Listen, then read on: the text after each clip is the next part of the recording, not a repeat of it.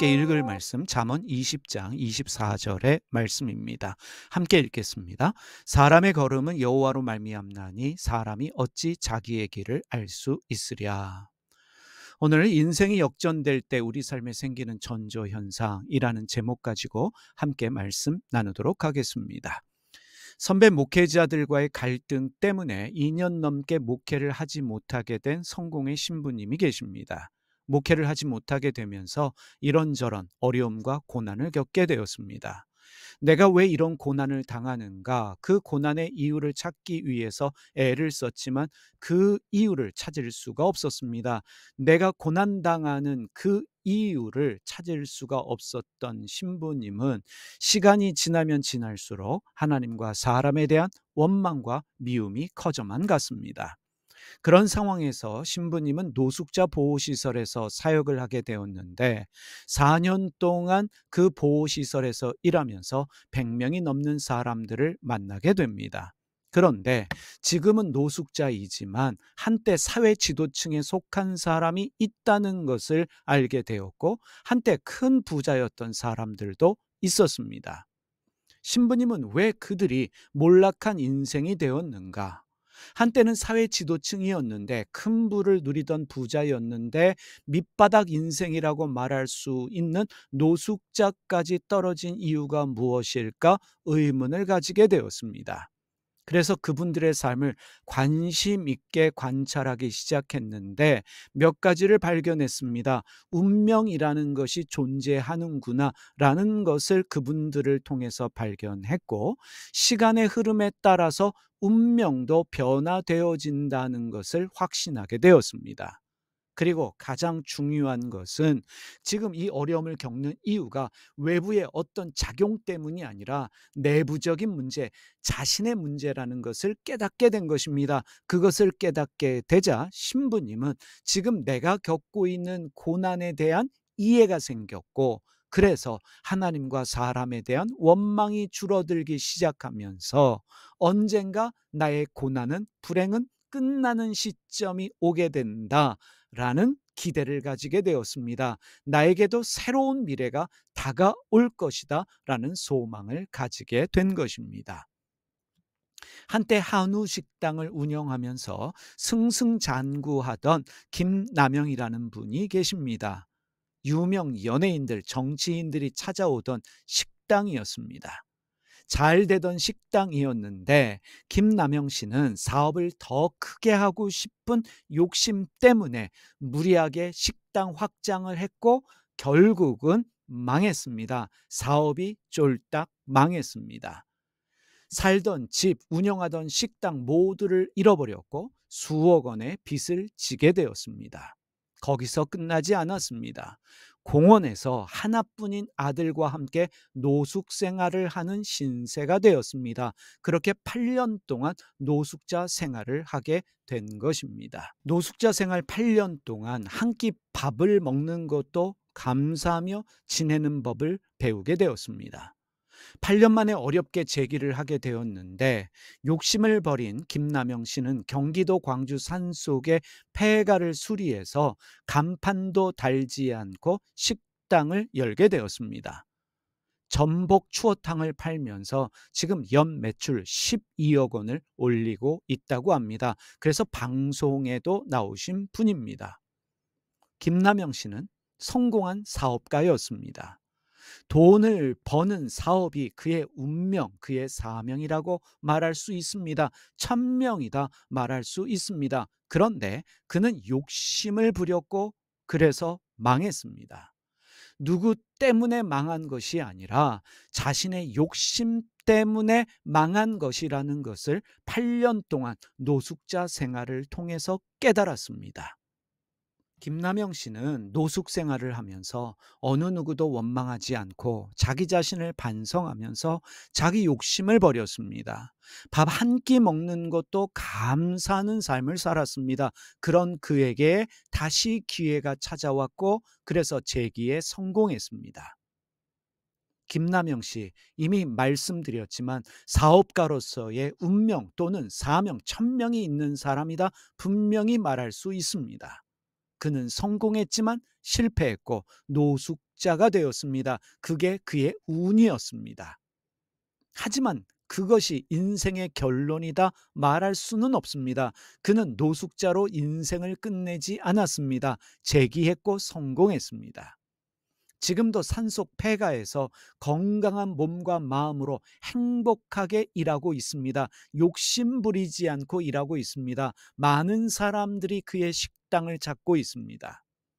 김남영 씨는 지금 매년 12억 이상의 돈을 벌고 있지만, 많은 돈을 벌고 있지만 무리하게 사업을 확장하지 않습니다.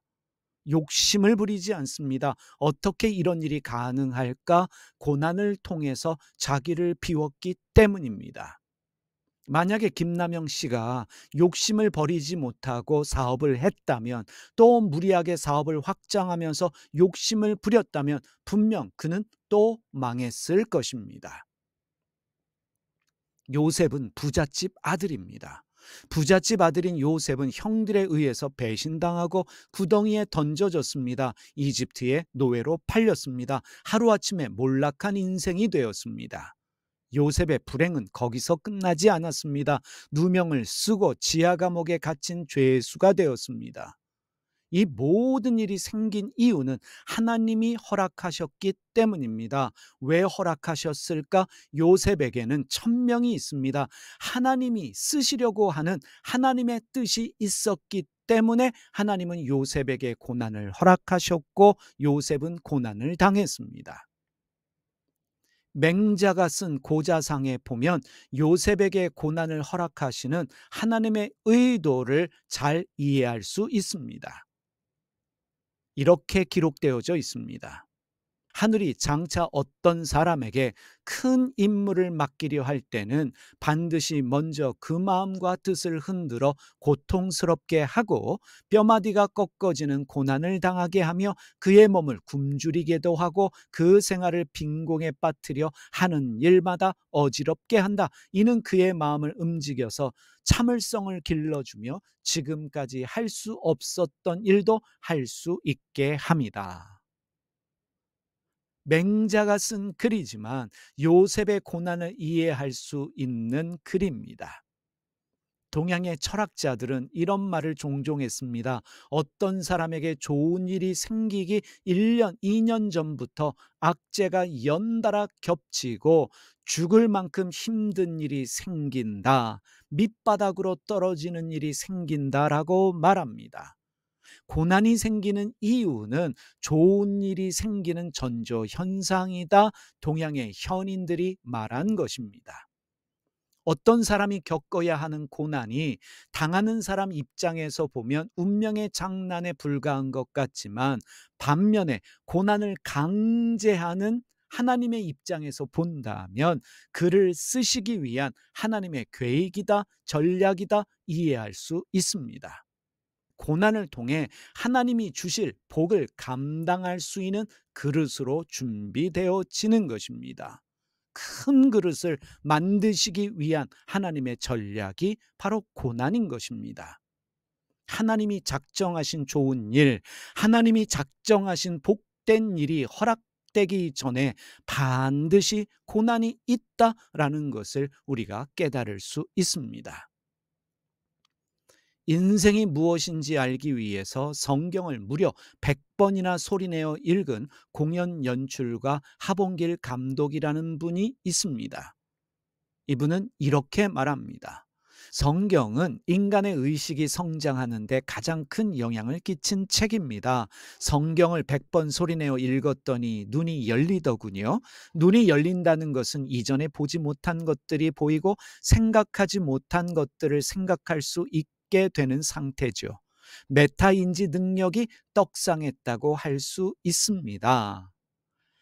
하봉길 감독은 성경을 비롯해서 동양의 여러 경전들도 읽었습니다. 그러면서 깨닫게 된 일이 무엇이냐면, 동서양을 막론하고 한 사람의 인생이 큰 성공으로 나아갈 때 일어나는 공통되어지는 몇 가지 일들을 발견했습니다.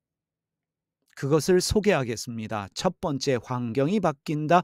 낯선 곳으로 가거나 두려워했던 일들이 벌어진다. 두 번째, 인연이 바뀐다. 소중한 사람이 떠나거나 그 관계가 깨진다. 세 번째, 새로운 것을 하게 된다. 그간 하지 않았거나 낯선 일들을 하고 있다.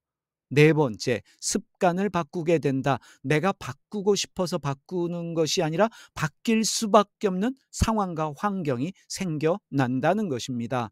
다섯 번째, 같은 상황입니다. 성격이 바뀐다. 심지어 말투까지 바뀌게 된다. 여섯 번째, 마음의 여유가 생기고 편안해지고 잔 걱정이 없어진다. 이러한 일들이 한 사람의 인생이 큰 성공으로 나아갈 때 생기는 일들이라고 말합니다. 요셉을 살펴보시기 바랍니다. 요셉은 강제적으로 환경이 바뀌고 만나는 사람들, 인연이 바뀌었습니다. 관계가 다 깨어졌습니다. 요셉은 열심히 살았지만 형제들에게 배신을 당해서 강제적으로 이집트로 가게 되었습니다. 이집트에서 보디발 집의 노예가 되었습니다. 억울하게 누명을 쓰고 감옥에 갇히게 되었습니다. 노예가 되어 일하는 것, 감옥에 갇혀 일하는 것은 요셉에게는 전혀 새로운 일들입니다.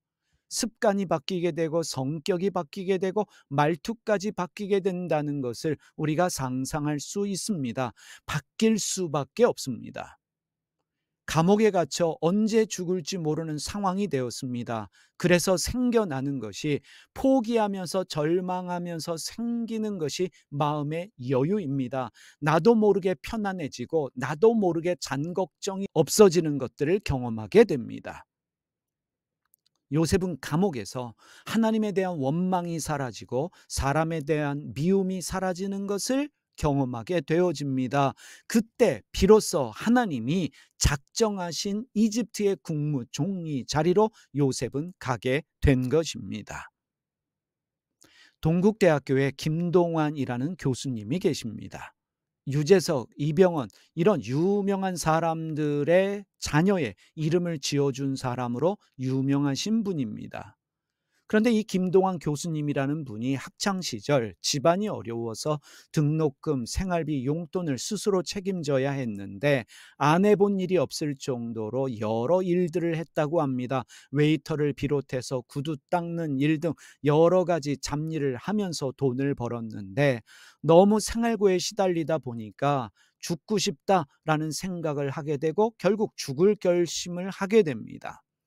어느 날 간이역 의자에 누워 이제 죽어야겠다 결심하고 있는데 누군가가 자기 주머니를 뒤지는 것을 느꼈습니다.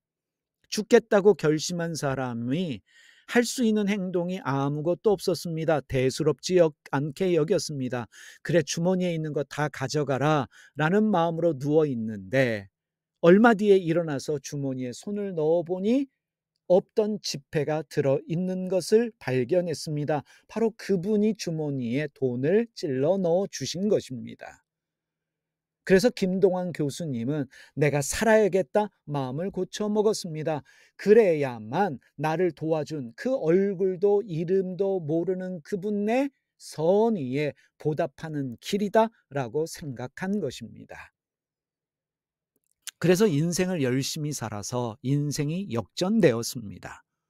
그런데 여러분, 여기서 아주 중요한 것이 있습니다. 죽고 싶은 상황에서 모든 사람이 이렇게 생각하지는 않습니다. 누군가에게 도움을 받았다고 내가 살아야지 생각하는 사람도 있지만 그렇지 않은 사람도 있습니다. 모든 노숙자들이 김남영 씨처럼 실패한 자기의 인생을 돌아보면서 욕심을 버리고 그래서 재기해서 성공하지는 않습니다. 억울하게 노예가 되고 감옥에 갇혔지만 어떤 생각, 결심을 하느냐에 따라서 인생의 운명은 달라지게 되어 있습니다. 힘들고 어려울 때 나에게 도움이 되고 힘이 되는 존재를 동양에서는 귀한 사람, 귀인이라고 말합니다. 성경에서는 그런 사람을 의인이라고 말합니다. 김동완 교수님은 성공한 사람들의 대부분이 힘들고 어려울 때 귀인, 의인을 만난 경험이 있다라고 말합니다. 귀인이 누구입니까? 의인이 누구입니까? 부와 명예를 가진 특별한 어떤 사람이 아닙니다. 평범하고 소박한 사람, 그 어떤 사람이 나에게 의인이며 귀인입니다. 하나님은 끊임없이 우리에게 귀인, 의인들을 보내십니다. 그들의 작은 사랑과 관심이 말 한마디가 사람의 인생을 바꾸는 터닝 포인트가 되는 것입니다. 그런데 중요한 게 있습니다. 그들의 말을 새겨 듣느냐, 이것이 중요합니다. 듣지 않으면, 그들의 배려를 무시하면 그들은 나에게 의인이 아닙니다. 귀인이 될 수 없습니다. 소 귀에 경을 읽는다라는 말이 있지요. 아무리 좋은 말을 해줘도 듣지 않으면 소용이 없다는 것입니다.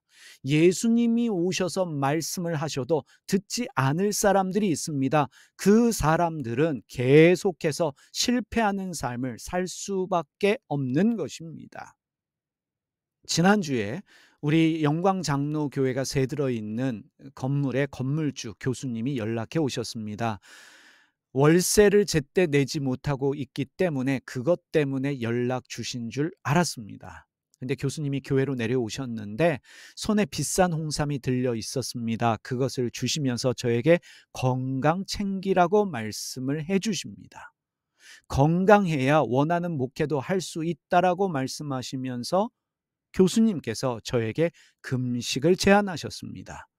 몸과 마음을 회복할 수 있는 가장 좋은 방법이 금식이다라고 말씀하시면서 금식을 제안하시는데 교수님은 기독교인이 아니십니다. 은퇴하신 교수님이시고 과학을 전공하신 교수님이십니다. 그럼에도 불구하고 교회를 생각하시고 그리고 목회자인 저를 생각해 주십니다. 바로 그분이 저에게는 의인이고 귀인입니다.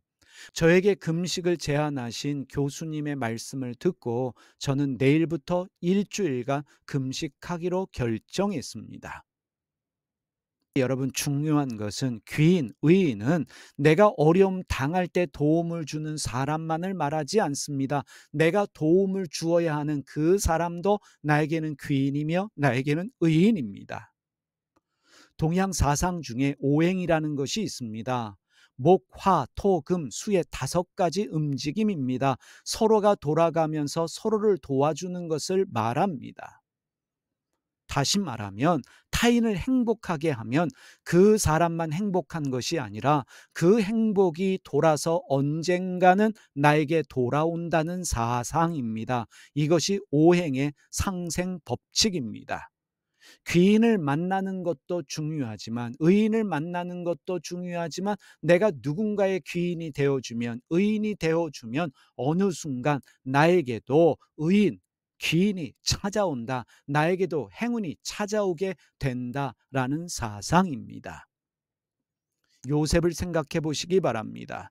요셉은 만나는 모든 사람에게 최선을 다했고 충성했습니다. 보디발의 집에서 보디발에게 충성을 다했습니다. 그래서 보디발의 집이 잘 되었습니다. 모든 것들이 번창했습니다. 보디발에게 요셉은 귀인이었습니다. 의인이었습니다. 보디발은 자기 아내의 증언에도 불구하고 요셉을 죽이지 않고 자기 집에 있었던 정치범 감옥에 요셉을 가두었습니다. 요셉을 믿어 주었고 배려했습니다. 분명 보디발은 요셉에게 귀인이고 의인임에 틀림없습니다. 요셉은 감옥에 갇혔을 때도 감옥 책임자가 맡긴 그 일에 최선을 다했습니다. 들어온 죄수가 일을 잘합니다. 감옥 책임자에게 요셉은 귀인이었습니다. 의인이었습니다. 요셉에게 감옥 책임자도 귀인이며 의인이었습니다. 술 관원과 떡을 맡은 간원의 꿈을 요셉이 친절하게 해석해 주었습니다. 술 맡은 관원장이 요셉을 잊어버렸지만 술 맡은 관원장에게 요셉은 귀인이었습니다. 그는 다시 요셉을 기억하고 왕에게 요셉을 추천했습니다. 절대적인 순간에 요셉의 귀인, 의인이 되어 주었습니다. 이것이 바로 오행에서 말하는 상생의 법칙입니다. 오늘 말씀 정리해 보십시다. 고난은 내 운명이 바뀌게 되는, 내 인생이 역전되어지는 전조현상입니다. 인생이 바뀌게 될 때, 인생이 역전될 때, 좋은 일이 생길 때, 하나님의 복이 쏟아질 때 일어나는 전조현상이 고난입니다. 그런데 고난당할 때 그냥 고난당하고만 있다면 상황은 역전되지 않습니다. 내가 할 일이 있습니다. 내가 할 일이 무엇인가? 나는 어떻게 고난을 대처해야 하는가? 첫 번째, 고난은 나를 위해 하나님이 허락하신 일이다 믿으시기를 바랍니다. 왜 허락하십니까? 그 문제의 원인을 외부가 아니라 나에게서 찾아야 합니다. 나에게 집중해야 합니다. 하나님의 관심은 나 자신입니다. 그래서 그 고난을 만들었던 분명한 습관, 버릇을 발견하게 될 것입니다. 그것을 다 버리셔야 합니다. 원망과 미움의 마음도 버리셔야 합니다. 두 번째, 긍정적인 생각을 가지십시오. 고난이 하나님의 허락이라면 분명 하나님이 허락하십니다. 소망을 가지고 말씀을 붙잡고 기도하십시오. 기도와 말씀을 무당의 구처럼, 점쟁이의 부적처럼 여겨서 문제 해결을 위한 도구로 생각하지 마시고, 말씀과 기도를 통해서 내 잘못되어진 기질, 습관, 옛사람을 죽이셔야 합니다. 그리고 무엇보다도 고난당하면 영권, 인권, 물권이 박살나는 경우가 대부분입니다. 소망을 가지시면서 하나님께서 나에게 새로운 영권을 주시도록, 인권을 주시도록, 물질에 대한 권세를 주시도록 기도하셔야 합니다.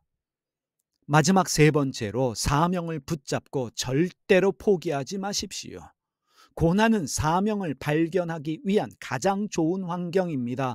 어떤 일이든 시작했으면 끈기를 가지고 도전하십시오. 포기하지 마십시오. 기회는 누구에게 찾아옵니까? 끈기를 가지고 도전하는 사람에게, 포기하지 않는 사람에게 찾아오는 하나님의 선물입니다. 그래서 지금 어떤 상황이든 어떤 환경이든 나에게 주어진 일에 최선을 다할 때, 포기하지 않고 집중을 다할 때 하나님이 주시는 은혜로 우리의 인생은 역전될 수 있습니다. 기도하겠습니다. 살아계신 하나님 아버지, 고난은 하나님이 나를 축복하시는 전조현상인 것을 깨닫습니다. 그 고난을 허락하시는 하나님의 이유와 목적이 있는 줄 저희가 믿사오니, 고난을 통해서 우리의 내면을 보게 하시고 내면의 문제를 해결받게 하시고 나쁜 습관, 나쁜 버릇 다 버리게 하여 주시며, 끈기를 가지고 주님 앞에서 새로운 영권, 인권, 물권을 구하며 하나님의 역전을 경험하게 하여 주시옵소서. 예수님의 이름으로 기도드립니다. 아멘.